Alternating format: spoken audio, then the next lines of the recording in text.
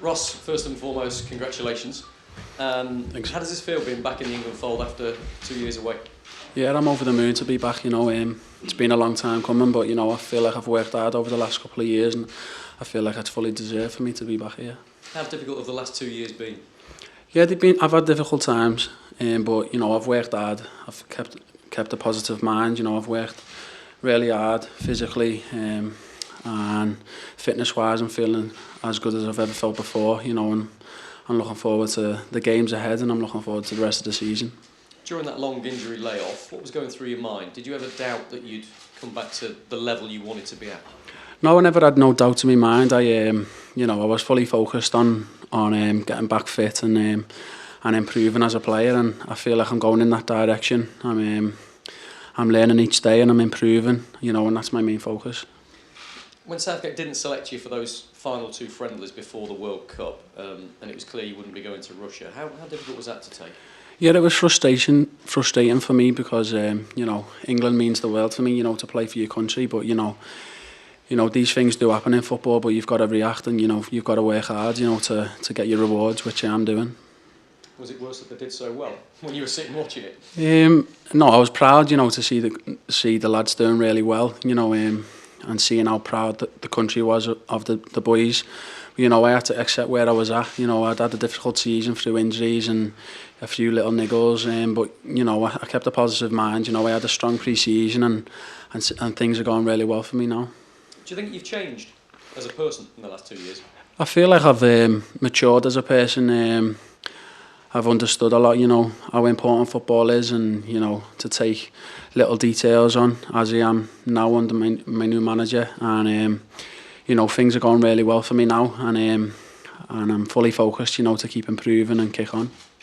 Southgate's also said that Paul Gascoigne's the only world-class midfielder, creative midfielder that England have had in the past 50 years or so. Is that a challenge for you? Do you look at that and go, right, okay? Yeah, well, all of the midfielders are going to be thinking that way. It's a challenge for us, to go out there and produce the goods as Gaza did when he was a player. But we've got a lot of talent in this squad that can produce magic at any moment in the game, and we've got a confident bunch of lads as well, and there's good talent coming through. Maurizio Sarri's been singing your praises as well. He says you can be a star for Chelsea and for England going forward. What do you make of that when your manager's saying that sort of thing about you?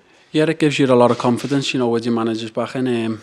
But for me, it's to take every game as it comes, and to keep working hard and showing what I'm capable of. Eden Hazard too. He said this week that you can be one of the best midfielders in the world. How inspirational is it to play alongside him and spend time with him? Inspirational. He's a magnificent player. You can see how he started the season and the World Cup that he had. You don't get many players like him. He's capable of magic at any moment. And to hear the things that he said, it's great for me to hear a player like that say such great things about myself. You'll know there's a debate in his mind about his future. How important that he stays at Chelsea? It's important, because he's been at Chelsea for a long time now, and he's achieved so much. But I can't speak for Eden. He knows in his mind what he wants. But I'd love to play with him for many more years ahead. What about Croatia? You could come up against Luka Modric, even Rakitic. How's that challenge for a midfield player? It's a big challenge, but he's just like any other player that you come up against. You've got to treat every player with the same respect. But it'd be a challenge. You've seen in the World Cup how fantastic he was, and Rakitic as well. He plays for a great side like Barcelona. But we've got the players to compete with the big nations. Where we've got an identity now. We've went to the World Cup. We got to the semi-finals, and we're going in the right direction. Ross, what have you learned from playing alongside people such as Eden Hazard? Playing with world-class players is always going to improve myself and others around you, and to play with them, to train with them on a day-to-day basis, you see the speed of thought, you see how much enjoyment they have in football, and it has a big effect on yourself. Because you were named in a squad by Gareth Southgate in March 2017. Yeah. So how different are you now both as a player and a person since you were last with Gareth?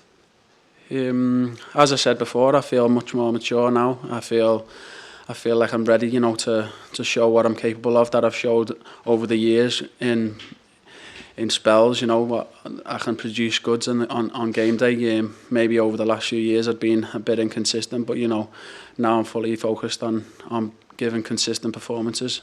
But it's 2.5 years since you actually last, or nearly 2.5 years since you last played for England. In your mind, is it a case now of trying to make up for lost time? Everybody develops at different rates, and I'm understanding my football better than I've ever understood it before. I'm enjoying it. I'm happy. I'm feeling really confident. And I feel like I'm going in the right direction. Because before, I think last week in a press conference, you talked about being fast-tracked by Everton. There was always great expectation, wasn't there, at Goodison Park? Do you feel now that you are better equipped to be an international footballer than you were previously? Yeah, I feel I'm better equipped now. I've had expectations on me, from a young age, and I've dealt with them. I've been through difficult spells, but I feel like I'm coming out of it now as a better player. Are you a more rounded player? Yeah, all round. I've worked on my weaknesses, defensively, and I've worked on my strengths, going forward, and I feel like I'm becoming a better all-round player. And finally, from me, it seems strange to say when you're only about 24, but what advice would you give to the youngsters in this squad, such as a Jadon Sancho or a Mason Mount? Because, as you say, you've had to deal with that expectation from a young age. Yeah, as a young player, you've always got to know that never to take your foot off the pedal. You've got to continue to work hard and to improve, to keep adding to your game. The young lads that have been added into the squad, they've showed their quality from the start of the season, and they have unbelievable ability. Any further questions for the live section? Yep, back to Dan. Ross, where did you watch the World Cup? Were you at home? Were you with friends and family? And how did it feel watching it? Were you in a way inspired by it? Yeah, I was inspired, to see how far we've came as a nation, and at one point I was on holiday with my family in Dubai, and I seen how together the country is when our national team is doing really well. I seen firsthand. I was around a lot of England fans in the summer, and you seen how important it is for us to do well as a nation, and it inspired me, to want to be a part of that again. And a little bit in that Croatia match, were you watching it thinking, maybe I could have made the difference there? I believe that I can bring something different to the England team, but I think the team performed really well at the World Cup, and sometimes these things do happen. And just finally for me, 2014 obviously didn't go too well and you were there. What do you see as the major differences between then and now with this England team? We've gone in a different direction. We've added a lot of youth to the squad. We're all developing from a young age. We're developing into big players, and we've all got the same goal. We all want to achieve success for England, and we're getting really close to that. But we've still got our eyes on the ball, and we're setting targets, and we want to achieve them. Thanks. Ross, you were at Everton from being a little lad, really. How difficult was it leaving when it was such a drawn-out process, wasn't it, that last season at Everton? Was that difficult to handle?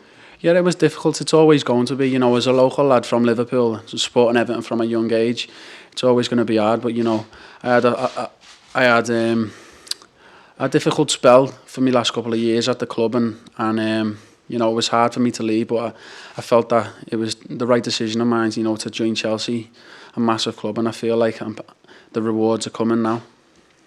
You're clearly playing really well at the moment, but how much more do you think you still have to give?